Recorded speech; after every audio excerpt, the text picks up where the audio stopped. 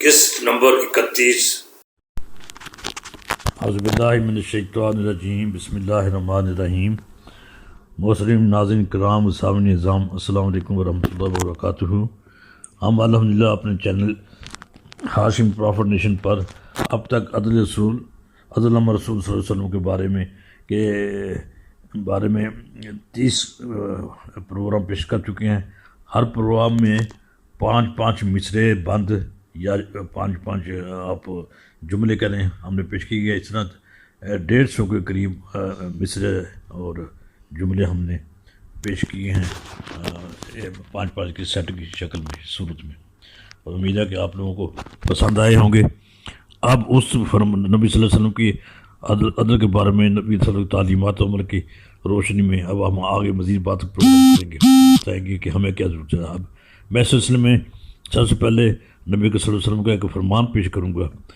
حضرت عبداللہ بن عمر رضی اللہ تعالیٰ عنہما سے روایت ہے، انہوں نے کہا کہ میں نے نبی اکرم صلی اللہ علیہ وسلم کو فرماتے سنا، تم میں سے ہر آدمی ذمہ دار ہے، ہر آدمی اپنی رعیت کے بارے میں جواب دہ ہے۔ چنانچہ امیر ذمہ دار ہے، مرد اپنے گھر والوں پر ذمہ دار ہے، عورت اپنے شوہر کے گھر اور اس کے بچوں پر ذمہ دار ہے۔ اس طرح تم میں سے ہر شخص نگران ہے اور اس سے اس کے ماتحتوں کے متعلق سوال کیا جائے گا۔ ایک روایت میں ہے کہ تم میں سے ہر آدمی نگہبان ہے اور ہر کوئی اپنی رعیت کے بارے میں جواب دہ ہے۔ چنانچہ لوگوں کا امیر ان کا نگہبان ہے، وہ اپنے رعیت کے بارے میں، اپنے رعایا کے بارے میں جواب دہ ہے۔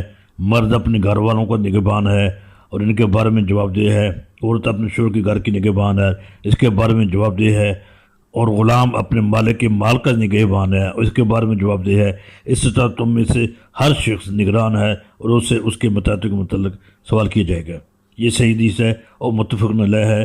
اس حدیث شریف کی روشنی میں ہم میں سے ہر ایک کو اپنی اپنی ذمہ داریاں کما کو ادا کرنی چاہیے۔ اسی سے نبی اکرم صلی اللہ علیہ وسلم کے عدل کے بارے میں ہماری گزارشات پر عمل ہو سکے گا۔